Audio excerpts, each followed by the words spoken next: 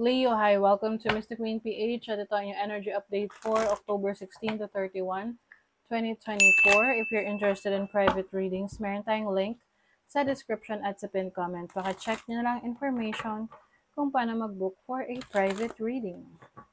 Okay, Leo, let's see what's coming to you October 16 to 31, 2024. Harmony. You're going to bring harmony into your life. Kumbaga mababalance mo yung energies mo, yung time mo, yung situation mo ngayon. Kung dati parang medyo alanganin, tagilid, ngayon magiging manageable na sa'yo. Lalo na kung naging busy ka ng mga nakaraan, hindi mo masyadong nabigyan ng attention yung it's either trabaho mo, business mo, relationship mo, anak mo. So ngayon, makakabawi ka.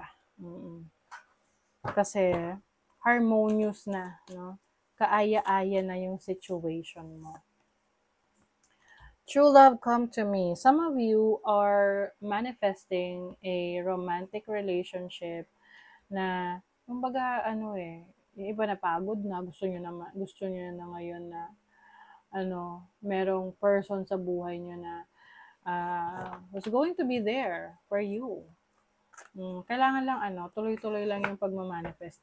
And syempre, parang wala naman silbi yung pagmamanifest ninyo kung hindi kayo lumalabas or wala kayong ginagawa para makihalubilo sa ibang tao. Hindi naman yan basta lang kakatok sa doorbell, kakatok sa pinto nyo na, oh Leo, ako na yung mapapang-asawa mo or ako yung partner mo. Hindi naman ganun, diba? So, you really have to go out, meet new people, mingle, diba? Socialize. At yung medyo maging open kasi pwedeng lumalabas ka nga pero antaray mo or parang snob ka, 'di ba? Oo. So, some of you naman, maaring you are already with this person, no? Kung in a relationship ka, mararamdaman mo 'yan na itong person na to, siya na talaga for you. Kung nagiging maganda yung pakiramdam mo, yung takbo ng buhay, things are doing well, maalwan, magaan, ganon.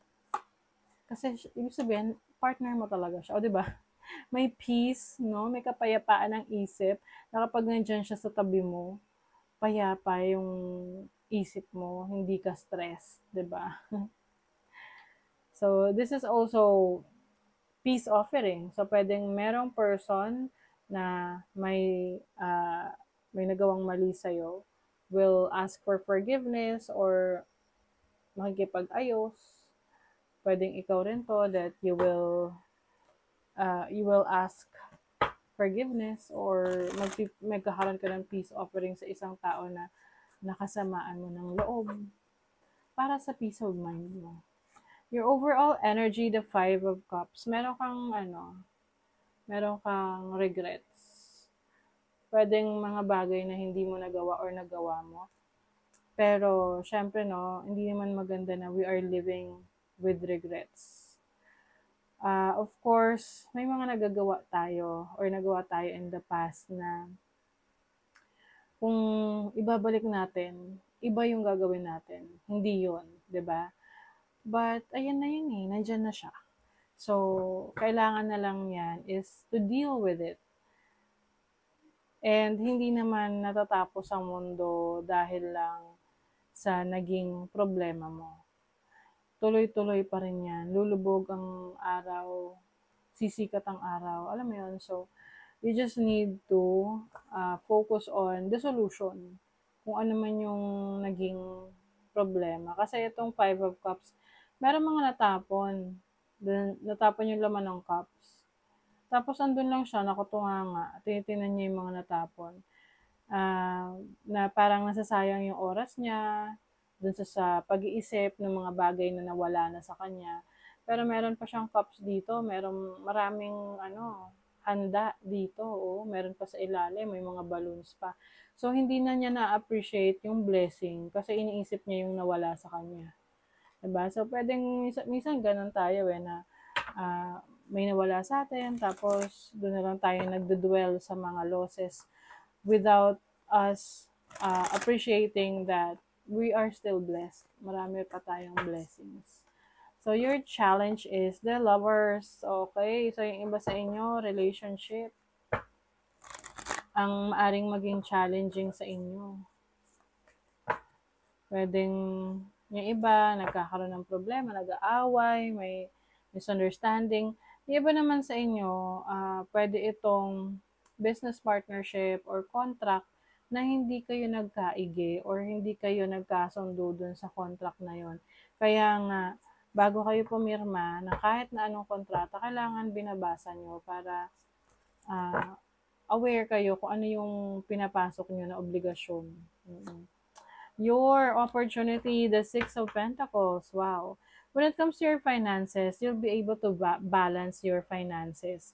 Kung medyo naging stressful or parang alanganin, or nag-struggle kayo sa finances ninyo, sa trabaho ninyo, ngayon, you have the opportunity to make things work for you or yun nga, ma-harmonize mo na yung cash flow mo. And kung kailangan mo ng tulong, someone is going to help you. Or pwedeng ikaw mismo, may kakayanan ka ring tumulong sa iba. Your blessing, wow. Ang blessing sa'yo yung mga talents and skills mo with the magician.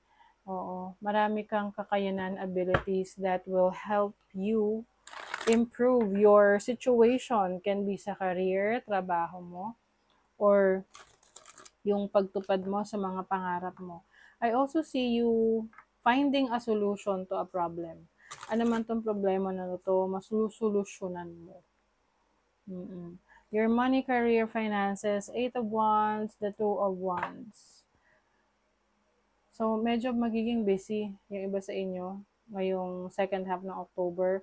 Maraming work, kung ikaw ay may boss, maraming iutos yung boss mo. But, kahit na ganon, I think you will feel fulfilled in what you are doing in your career, your business, or in your finances. Kasi mas nagiging, parang may direction ka pagdating sa trabaho mo. Kasi alam mo na, parang very busy ka, alam mo kung ano yung direction na tinatahak mo, which path you need to take. And yung iba sa inyo, pwedeng meron kayong parang backup or parang meron kayong another source of income na susubukan ngayong second half ng October.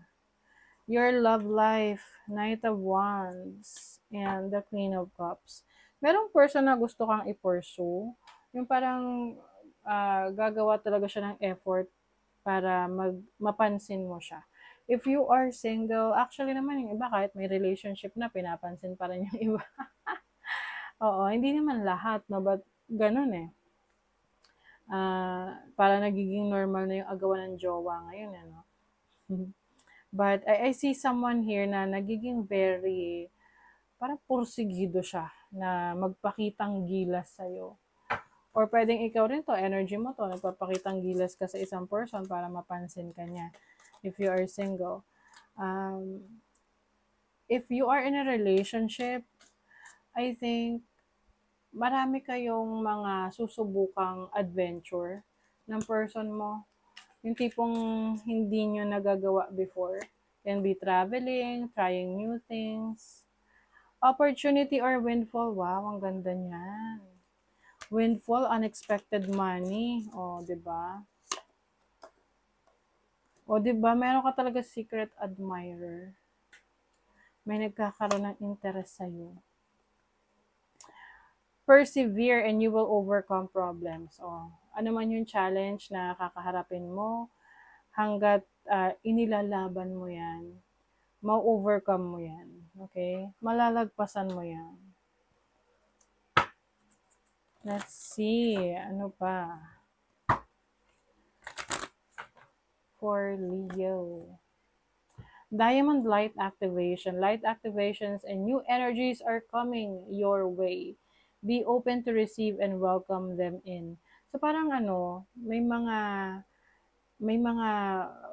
downloads ka. Ibig sabihin yan, may mga bago kang discovery about yourself, about your situation, about life in general. So this is going to help you na mas maging malawak yung pananaw mo sa buhay and might bring a new perspective in life. Okay? So that is your reading, Leo. Thank you so much. Bye.